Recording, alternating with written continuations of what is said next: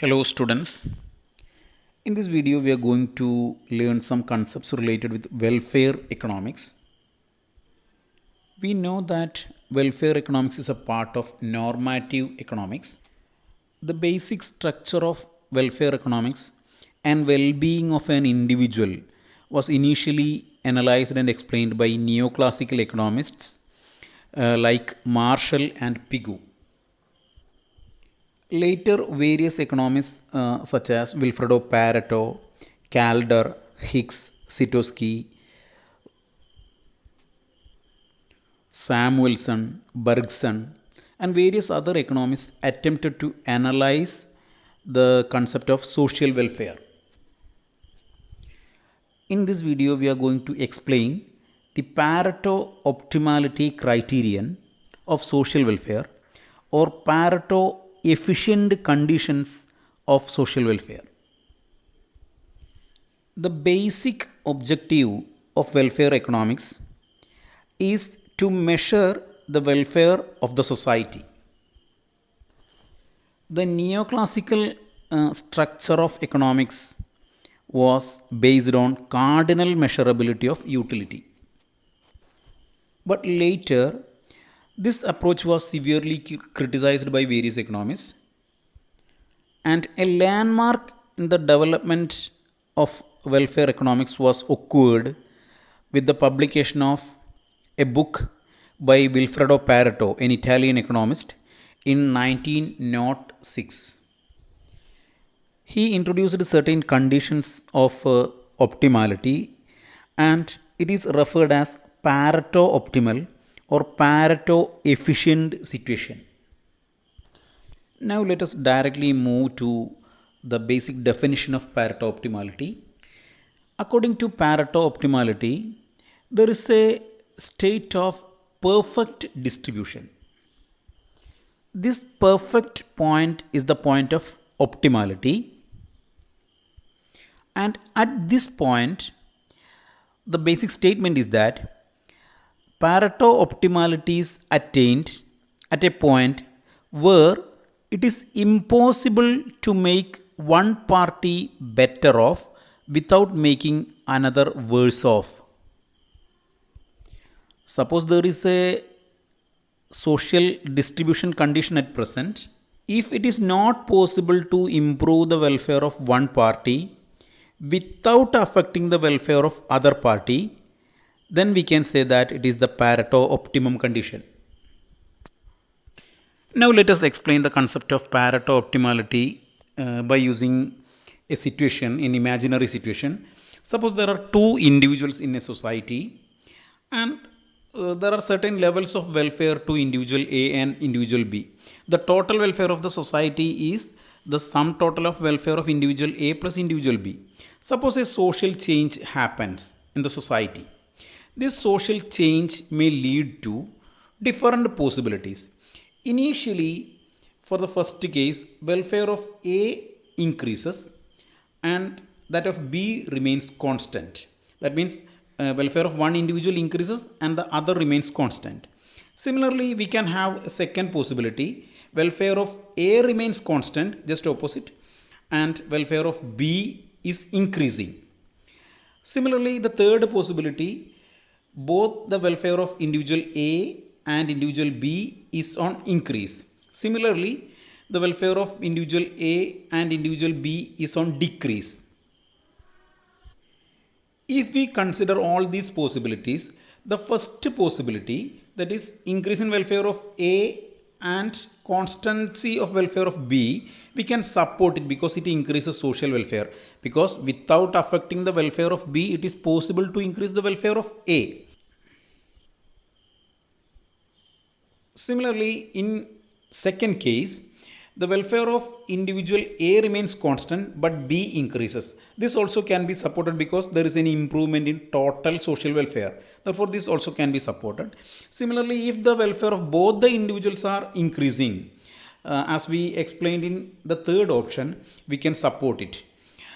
Similarly, if the individual welfare of both the persons are on decrease, that is welfare of A is decreasing and welfare of B also decreasing, then we can reject it because it decreases social welfare. Besides all these possibilities, there is one more possibility, that is, in order to increase the welfare of individual A, it is necessary to decrease the welfare of individual B. In other words, we cannot improve the welfare of A without decreasing the welfare of B. This condition is the Pareto optimum condition. That means this condition is the best condition. There are some other marginal conditions to attain the Pareto optimality. Basically, the concept is like this: if it is impossible to make individual A better off without making individual B worse off, then we are in a best position. If it is not possible to improve the welfare status of one party without affecting the welfare of other party, then we can consider it as the Pareto optimum condition. In the same manner, we can have an improvement in the welfare of B can be possible only by decreasing the welfare of individual A. Therefore, such a situation is treated as the Pareto optimum situation. Now let us examine the assumptions of Pareto optimality criterion. First assumption of this Pareto optimality condition is that the ordinal utility function.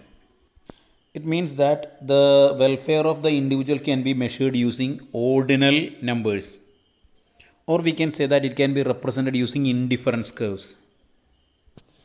Second assumption is that each individual is having specific quantities of different products. That means there are different individuals in society, and each individuals are having specific quantities of each product, and the purpose of each individual is to maximize their satisfaction. Third assumption is that the utility function of different individuals are not independent, they are interrelated. Assumption is that technology and resources of the economy are constant. Next assumption is the existence of perfect competition. That is, there is a perfect competition in both product and factor markets. Here we are explaining the Pareto optimality condition in a general equilibrium context. That means we are having a 2 by 2 by 2 model. This 2 by 2 by 2 model means that there are two individuals in the society. For example, individual A and individual B. Similarly, there are two firms in the market producing different commodities, and there are two factors, factor labor and capital. Here we are explaining how general equilibrium and efficiency is attained simultaneously in all these three sectors. In other words, we are explaining the general equilibrium and efficiency in the context of consumption. That is, consumers are in optimum condition. That is the condition of consumption. And second one, in production. That is, producers are in optimum condition. And third one, product mix. That is the general equilibrium concept. Therefore, in Pareto optimality, we are explaining the equilibrium and efficiency of an economy in the context of consumption, production and product mix. We are explaining this general equilibrium and efficiency conditions using the Edgeworth box diagram. This Edgeworth box diagram is an economic tool used to explain various economic conditions. This was initially explained by Edgeworth in 1881. Later, Vilfredo Pareto modified this original version of Edgeworth box diagram. In 1906, the original version of Edgeworth was a two-axis model, but it was developed into a box diagram by Vilfredo Pareto in 1906. And this tool was later popularized by another economist, Bowley. First of all, we are explaining the Pareto optimality in exchange. We have already said that the optimality, Pareto optimality condition is the condition where it is impossible to make one person better off without making another worse off. That is, it is not possible to improve the condition of one individual without decreasing the welfare condition of another individual. For the analysis, we have an Edgeworth box. We have product X on x-axis, and on the upper side also we have represented product X. On the left side y-axis we have represented product Y, and here also we are representing same commodity. Here on one corner we are representing individual A, and as we move from the origin of A to the right side, the welfare of individual A is on increase. We will explain it later. Similarly, we will be having individual B on the other side, on the other corner, and welfare of B is increasing as we move in this arrow direction. Similarly, the amount of X consumed by individual A increases as we move through the x-axis, and the amount of Y that is consumed by individual A increases as we move in the y-axis. In the same manner, if the consumption of product Y increased by individual B can be represented like this, and the amount of increase in the consumption of X by individual B can be represented like this. This is the basic condition of an Edgeworth box. Now we are going to represent the indifference map of individual A, like these are various indifference curves of individual A representing various levels of satisfaction. We know that there are various properties to this indifference curve. All the points on an indifference curve represent the same level of satisfaction. If higher the indifference curve, higher will be the level of satisfaction, and so on. Now we have various indifference curves like A1, A2, A3, A4, etc., etc. This is the indifference map of individual A. In the same manner, we can represent various indifference curves of individual B, but it moves from top to bottom, because we have the movement from top to bottom in case of individual B. Therefore, we will be having various indifference curves such as B1, B2, B3 and B4. We know that these indifference curves are convex to the point of origin because of the law of diminishing marginal rate of substitution. Here, the slope of these indifference curves are, slope is equal to MRS XY. This slope can be measured through a tangent, which can be drawn like this. Here T0 is a tangent where the indifference curve A2 and indifference curve B3 are tangent in between each other. Here we assume that the initial distribution point of resources in between individual A and B is point C. Suppose through a redistribution, point C moves to point E. The welfare of individual A remains constant because individual A is on A2 at point C and at point E.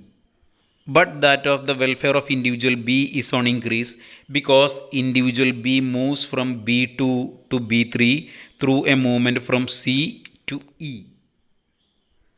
Therefore, movement C to E increases the welfare of B and keeps the welfare of A remains constant. Therefore, we can support the movement from C to E.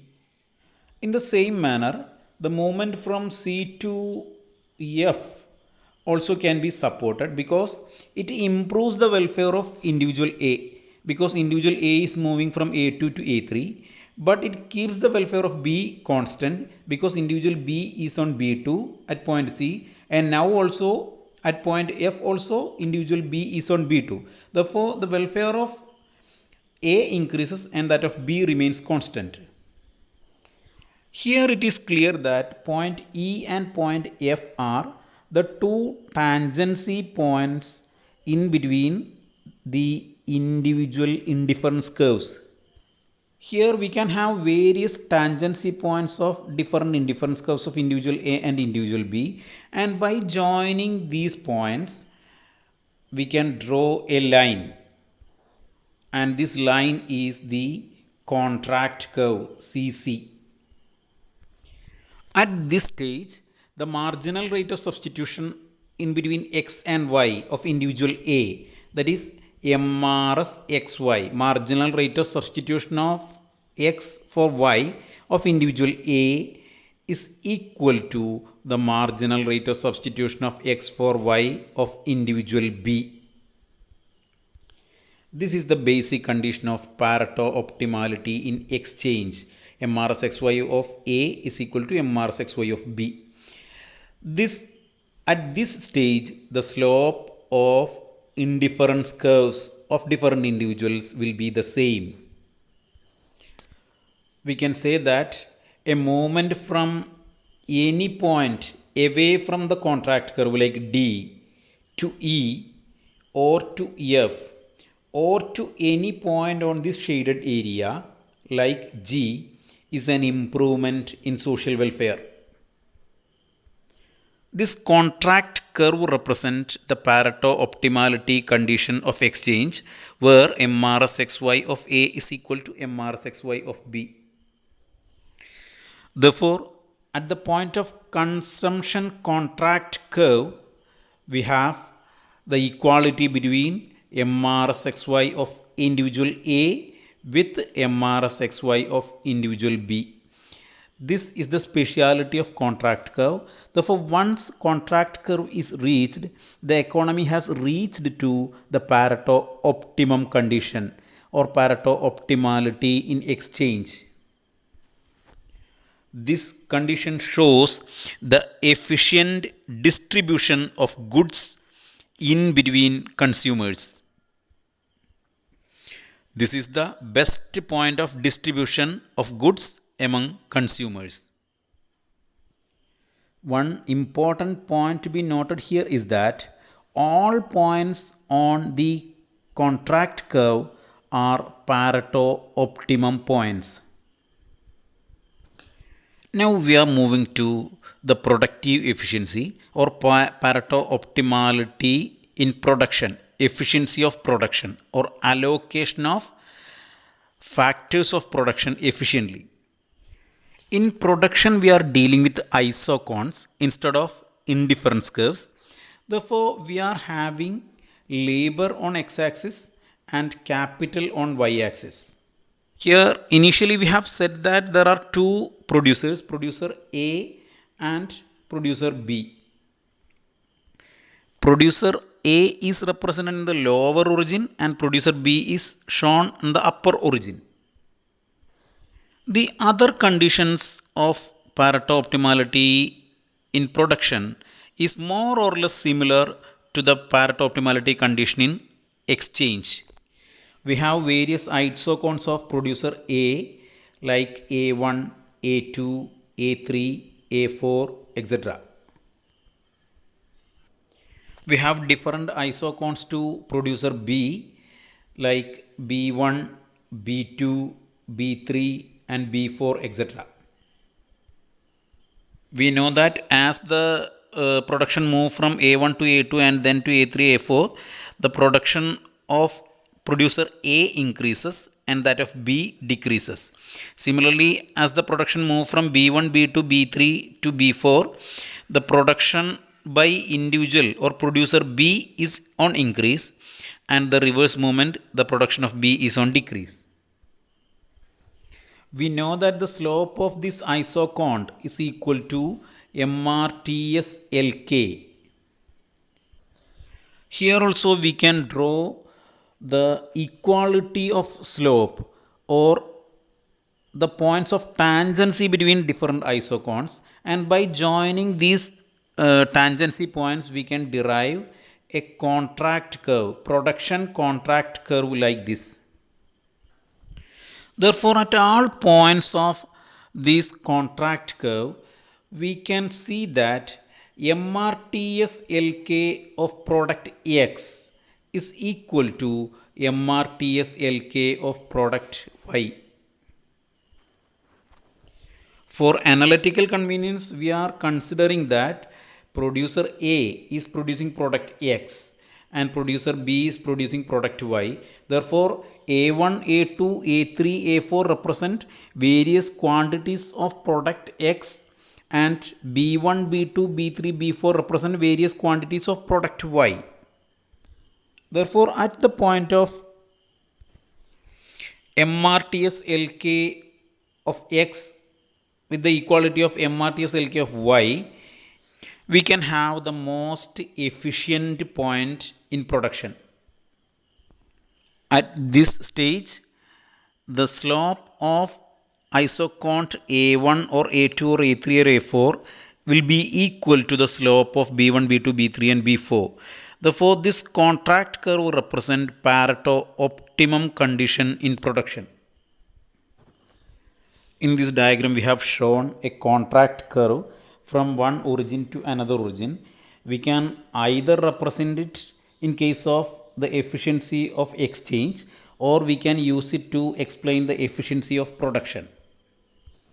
We have derived this contract curve O1, O2 from point A, B, C and D. By joining these points, we have derived this contract curve. If you are considering efficiency in exchange, we can have MRSXY of A is equal to MRSXY of B. Similarly, if we want to have productive efficiency, then MRTS LK of X is equal to MRTS LK of product Y. This can be used. Now we are moving to the third condition. It is the optimum composition of output, or it is the efficiency in product mix. In order to explain product mix, we need to combine the conditions of production and conditions of consumption together. There must have productive efficiency as well as distribution efficiency. For explaining this, we are using a production possibility curve as well as an indifference curve or community indifference curve. Here we have x-axis and y-axis. On x-axis we have represented product X and on y-axis product Y. We have drawn a production possibility curve AB, which shows the possible combinations of product X and Y that can be produced by the economy by using its entire resources. The slope of this production possibility curve is MRT, marginal rate of transformation, or marginal rate of product transformation, MRPT(xy). Suppose there are two production points A and B. There are various quantities of X and Y is being produced at different points. As the economy moves from point A to point B, there is an increase in production of X, but a certain amount of Y is to be eliminated. Therefore, how much Y is to be eliminated to add particular amount of X is the marginal rate of product transformation, MRPT. It is the MRPT(xy). It also can be written as MRT(xy). Therefore, the slope of this production possibility curve is MRPT(xy), that can be identified by using a tangent to this production possibility curve. Here we have drawn a tangent T0, T0, which is tangent to the production possibility curve at point C. Therefore, the slope of this T0, T0 is the MRPT(xy) at point C. Now we need to incorporate indifference curve to this diagram. We know that the slope of indifference curve is MRS, and suppose we are having an indifference curve like this. There are 2 points of intersection, but at these 2 points the marginal rate of product transformation xy is not equal to MRS(xy). Suppose if we draw a tangent indifference curve to this production possibility curve like IC2, we can have point E. At point S, the MRPT XY is not equal to MRS XY, but at point E, this MRPT XY is equal to MRS XY. Here at point E, the line T0 is tangent to both production possibility curve and indifference curve of the individual. Therefore, we can say that MRPT XY, that is the slope of production possibility curve, is equal to the slope of indifference curve, that is MRS XY. Therefore, at the product mix point, MRPT XY is equal to MRS XY. This is the condition of basic product mix. Here we have combined the production condition as well as the condition of consumption. The same condition of product mix also can be explained by using another method. Suppose there is a production possibility curve AB and the economy is producing at point E. It means that economy is having OM amount of product X and ON amount of product Y. That means we have got an Edgeworth box diagram inside the production possibility curve. The entire quantity of X, OM, is represented here, and similarly the entire quantity of Y, ON, also is being represented here. Therefore, both X and Y, the total quantity of X and Y is shown in this figure, and we can draw a contract curve by joining points O and E. Therefore, we can have a contract curve. This contract curve is derived from various indifference curves of individual A, that is A1, A2, A3, etc. Similarly, we can have various indifference curves of individual B, B1, B2 and B3, etc. By joining the tangency points of B1, B2 and B3 and A1, A2 and A3, we have drawn this contract curve. Now we need to identify the basic equilibrium condition. MRPT XY is equal to MRS XY of A is equal to MRS XY of B. Or here we are going to draw a tangent LL. At the tangency point of B2 and A2, we are having LL. It shows that at this stage, MRS XY of A is equal to MRS XY of B. Now we need to identify the MRPT. In order to identify MRPT, we have drawn a tangent to the production possibility curve L1, L1. Here there are 2 points E and a point of consumer equilibrium, consumer's efficiency in distribution. Now we have reached MRPT XY at point MRPT XY at point E, which is equal to MRS XY of A is equal to MRS XY of B. Therefore, MRS XY of A and MRS XY of B are identified at L tangency point, and MRPT XY is attained at L1 tangent. Therefore, MRPT XY is equal to MRS XY. Here we have 2 points, point F and point E. The point F represents MRS XY of A is equal to MRS XY of B, and point E represents MRPT XY. Therefore, at point F and point E, the LL and L1, the tangents are parallel in between each other. Therefore, MRPT XY is equal to MRS XY. If these LL and L1 are not parallel in between each other, we cannot reach to the point of efficiency. Therefore, efficiency in product mix can be attained at the point where MRPT XY is equal to MRS XY. The tangent of LL is parallel to L1, L1.